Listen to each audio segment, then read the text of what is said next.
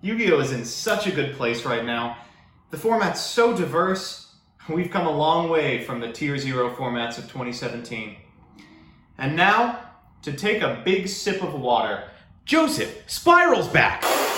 Spyral's back? But how? They were only good because of Firewall Dragon. I know, but they got new support! New support? What new support could be as good as Firewall Dragon? There's only one thing that's strong. It's Broken Dark Magician Nostalgia Bait! Broken Dark Magician Nostalgia Bait? Well, I guess I gotta make a video. Stop! Hey everybody, Joseph Rothschild here, aka MBT, back again with another episode of 10-Minute Testing. So, Konami announced new Dark Magician support. Bro, this list is so cringe. All the Anyone chain has to be block playing magician's annual navigation, recommend moron. I used to beat my brother's full power Pepe with Dark Magician Turbo. And lo, I loaded into stream yesterday, completely prepared to endure the hell that is Dark Magician commentators, until one brave chatter reminded me that there's more support left to leak, and I could postpone my date with DM for a couple more weeks. Until then, let's take a look at an unlikely ally of one of the new reveals. Presenting Magician's Souls Spyral. So here's the list, and okay, I'm just going to call this Magician's Souls, because even though it's technically Magician's Souls, I am not prepared for the thousands of clean takes that pronunciation will invalidate. As always, I'll give you a background about the archetype, a little bit of a discussion about what I hope the deck can do, and of course, the card by card. So firstly, for those of you that don't know, Spyral is a deck that sends shudders of fear down the spine of anyone who was unlucky enough to be playing Yu-Gi-Oh! In late 2017. The deck was famously able to extra link during a time when about 8 Link monsters total had been released, albeit aided by the now forbidden Firewall Dragon. Since then, it's been skulking just outside the periphery of the metagame, waiting for Tier 1 to weaken, hoping for a coherent win condition for Link spam, and praying for some extraneous extenders. Well, it turns out it's finally got all three. The metagame has become incredibly focused, and the weaknesses of the top 4 decks are well documented. Boral Sword Dragon and Appaloosa are powerful payoffs for any archetype capable of summoning between 4 and 400 pieces of Link material, and Magician's Souls threatens to fill the role of extender, enabling this exceptionally interesting list. This Dark Duo can send a level 6 or higher spellcaster from your deck to the graveyard to special summon itself, obviously meant to dump DM, but we're using it to mill Master Plan. Afterwards, it allows you to discard up to 2 spells or traps from your hand and draw that many cards. And as it turns out, a deck capable of grabbing 4 Trickstar reincarnations to its grip over the course of a turn will beam at the chance to bin them, especially if you plus in the process. Playing this many level 1s also allows the deck to circumvent its several limited playmakers via Where Arf Thou, and I shouldn't have to tell any Spyral format veterans how fearsome finding quik-fix can be. So with that, let's get into the card by card. Firstly, the Magician's Souls. Alongside their aforementioned effects, they can also be sent to the graveyard to special a Dark Magician or a DMG from the grave. Hilariously, that effect is optional, so if we ever want to freak our opponent out, we can fire it just for fun. After that are the dangers, we are only playing the good ones, 2 Nessie, 2 Jackalope, and 2 Chubsneck, though if I found room, I would probably also play a Mothman.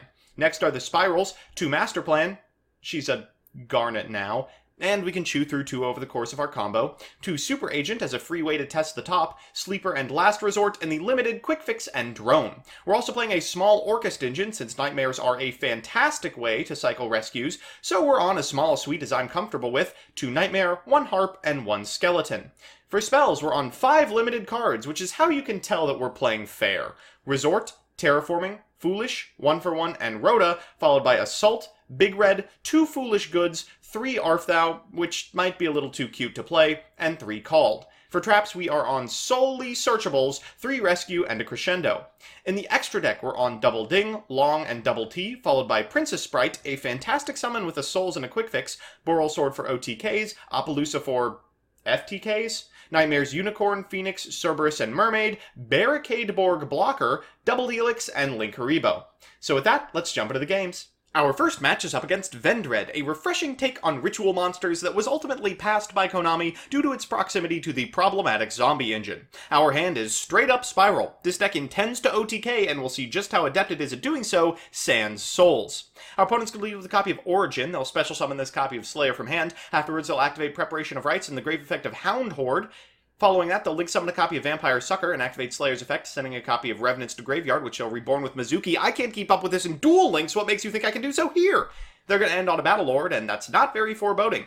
We're going to activate Resort, then normal summon a copy of Drone, special summon a copy of Agent, of course will be successful, and link summon a copy of Double Helix. We'll use this effect to get a copy of quik-fix from deck. After that, we'll activate quik-fix's effect to get a copy of Big Red. We will Foolish Burial away a copy of Master Plan and reborn her right back with our Big Red, adding a copy of Rescue to hand. We'll go into Cerberus to destroy our opponent's Battle Lord, but ooh, that banish is just a little bit too late. And what do we rip off the top but a Called by the Grave for the effect? We'll rescue back this copy of Master Plan, use your effect for another rescue. You've probably seen this before. We're going to Unicorn our own card and then use the Pitched Rescue to bring back Master Plan again before we go into Mermaid and discard another one. We'll link summon a copy of Galatea, trigger Master Plan's Grave effect, activate Spyral Resort's effect, and then activate Rescue's effect to bring back Master Plan one more time. We'll now add an Assault to hand. We'll special summon a copy of Sleeper, attach a copy of Last Resort. We're not taking any chances, destroying the Assault, to special summon a copy of Super Agent, and now we can lock ourselves into Darks. We'll activate Galatea's effect to get a copy of Crescendo. Afterwards, we'll link summon a copy of Boral Sword, and this should be the end of the game, a clean 3,000, 3,200, and 19 for lethal. So that's how the deck performs without souls. Let's see how high souls raises the ceiling. Our second match is up against Salamangreat, and our opponent's hand is bonkers. They have a copy of Gazelle, a Foxy, and is that an enemy controller? Oh, regardless, this Ash Blossom is staring us down something fierce. Let's see how far we can go. We're going to lead with a copy of Magician's Souls. We'll activate the effect to set a copy of Master Plan to Graveyard. Then we'll activate Where Art Thou, sniffing out the quik-fix our opponent elects to Ash. We'll activate the other effect of Souls and then reborn this copy of Master Plan, adding another copy of Rescue to hand. We always seem to draw the Terraforming right before we're going to link away this copy of Master Plan, but I'm not saying anything because it allows us to drone and go into Double Helix. That Double Helix is going to special summon a copy of Master Plan from deck. That's going to get us another copy of Rescue. Of course, the Snake doesn't discard one of our two rescues, but we do still have discard outlets in Mermaid. We'll then go into a Galatea, a Nightmare Unicorn, tucking back our copy of Resort because we haven't used Master Plan's Grave effect yet. We're going to get an Assault to hand before we go into a 2-mat Appaloosa, still pretty good against Salamangreat. We'll use Resort to get a copy of Sleeper, special summon it, activate Assault, use Harpor to get out Symbol Skeleton, use Galatea to shuffle back this copy of Drone before we go into Dingarisu. We attach this copy of Harpor, bring back this copy of Spyral Master Plan, and end on a Galatea. I think I probably screwed something up. I'm sure we could have ended this with a copy of Last Resort, but I'm not exactly certain how. Our opponent's going to activate the effect of Baylynx. I figure, I might as well negate it. They're going to run over this copy of Appaloosa soon anyway. They're going to activate the effect of Foxy in Graveyard. We have the Called. They're going to try and econ our copy of Ding, but of course we have the Crescendo. At end of chain, they're going to activate Gazelle. We will negate, and they'll concede. So it's time for game 3, and you know what that means, a best of 3 versus meta. But first, I want to thank each and every one of my viewers who have made it to this point in the video. It takes true courage to endure 3 consecutive games of the inflated Dark Magician Girl background. Our opponent's on Sky Striker, and we are going first. We're going to lead with a copy of Spyral Resort, which will add a Super Agent to hand. We'll then fix the top of our opponent's deck with a Drone. We'll special summon this copy of Super Agent, and then link summon a copy of Double Helix. That Double Helix will fetch ourselves a copy of Master Plan from deck, who in turn will fetch a Rescue to hand. After that, we're going to link summon a copy of Unicorn and tuck this sucker back at... I see they have played this matchup before. Okay, instead we will go into our backup plan, activating the effect of Mermaid to get a copy of Nightmare from deck, so we can link summon a copy of Galatea. We'll activate Master Plan's effect to get a copy of Rescue to hand. That's our final remaining one, before we link summon along Gearsu, use Symbol Skeleton's effect to bring back Galatea, use her effect to set a copy of Crescendo, and then overlay for a Ding. It's not perfect, but it's not the worst thing in the world either. We'll pass it back to our opponent, who we know for turn will draw a copy of MST. They'll fire it off. We'll activate Crescendo. Better to banish it than not to, I suppose. They'll activate the second MST, and we'll protect with Ding. They'll reinforcement of the army. Then normal summon a copy of Ray, go into Hayate, attack directly for, you guessed it, Engage. In main phase 2, they'll add that sucker to their hand with this copy of Kagari. They'll use Engage to get themselves a copy of Multi-Roll, then activate Afterburners. We will protect again, and I think we've won from this position. We might as well call our opponent's monster. They'll activate the effect of Multi-Roll at end step, but we have a Multi-Roll of our own. Rescue actually has an effect. Shocking, right? Okay, from here we should be able to pop off. We know most of the cards our opponent has. We'll add a Sleeper to hand, and then we'll add a copy of Assault afterwards. We'll use Super Agent's effect to destroy our opponent's set card.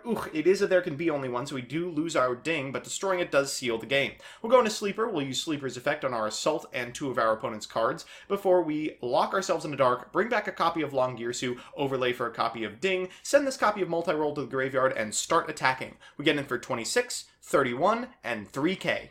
So it's time for game 2, and our opponent has drawn considerably better than they did the first game, but we have a Souls open, ladies and gentlemen. Our opponent's going to lead with a copy of Sky Striker Mobilize Engage to add a copy of Multi-Roll to hand. Afterwards, going to activate Hornet Drones and convert that token into a Kagari, adding this Engage back to the hand and activating it again. They're going to get a copy of Area 0. They'll activate it on the set Metal Foes Fusion, and they always seem to find it, don't they? That's an Eagle booster, which is frustrating to say the least. Afterwards, they're going to go into a Shizuku, set 1, and then use Shizuku Shuffle to set 3 cards off of the Multi-Roll. Why is this still legal?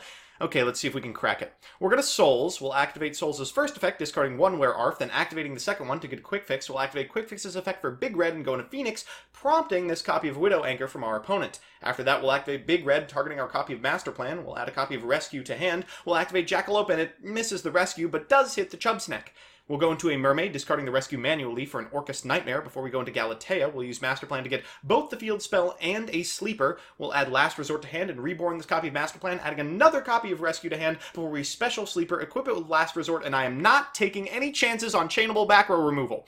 They activate both Hornet Drones and Eagle Booster, but we should be able to shuffle their blocking token with Longirsu because, of course, he does not discriminate, and we can shuffle our Quik-Fix back. After that, we'll go into a Dingirsu in order to send our opponent's card to the graveyard before going into a Symbol Skeleton for deck and a Moral Sword Dragon. We'll bring back this copy of Longirsu, and with no copy of Ray in the graveyard, this should be lethal. So, we're back with the deck, and it's happening again! Time is a flat circle! We never learn from our mistakes, and we're doomed to repeat them until we finally ban Resort! This whole dueling thing will never catch on! Sorry, I was just possessed by the spirit of 2017 there for a second. Let's do the pros and cons. First, the pros. 1, it's sticky. Like its more consistent but less explosive successor, Orcust, it has the ability to play through multiple pieces of interaction and individual set cards, squeaking an Appaloosa Lock going first or a Boral OTK going second out of almost nothing. 2, it's consistent. Despite being packed to the brim with one-ofs, you can expect to see every single Spyral almost every game. It's a grim reminder of how explosive this archetype used to be, but dang does it feel good in a vacuum. And 3, the deck's loss of freebie discards like Nightmare Goblin and special summoners like Firewall has been more than made up for by Souls, which does a fantastic job of the former, and Dangers, which are decent at the latter. And the cons. 1, there are choke points. I mean, they're hard to identify since they vary from hand to hand, but an opponent with a good idea of what you're up to is likely going to be able to figure out what cards you're playing with based on your line of play, and then adapt accordingly. 2, Magician's Souls, while explosive, adds a severe bottleneck to your otherwise very mutable strategy. Suddenly that Ash Blossom isn't negating the 8th or 9th add off of Master Plan, it's turning a Souls into a cheerful coffin. And 3, I don't know if this deck is actually going to exist in any capacity ever. I mean, it's very possible that the Orcust line is going to be banned by the time Souls is released, and if that happens, then suddenly its broken backup breaks. All in all, it's an extremely fun link spam deck with impressive setups going first or second, but its strength is so consistent on the metagame and the ban list surrounding Souls' release that it's hard to make a judgment just yet. So that's that. While I appreciate all of my viewers, a special thanks to my patrons, especially Crispy, Sir Tachyon, Utterly J, Mika Reichman, Distrin, Lucas Geardas, Adam Trevino, Second, Lieutenant Labcoat, Fiore, Meatmoto27, Burrito Man 93, Adrian Bra, Adam Sunquist, Isaac Jackson, and Donnie Fillerup. If you want to see me play the decks I make on this show on stream, I'm on twitch.tv/mbtygo every Monday from 7 to 9 p.m. Eastern Standard Time. Otherwise, I'll see you next time.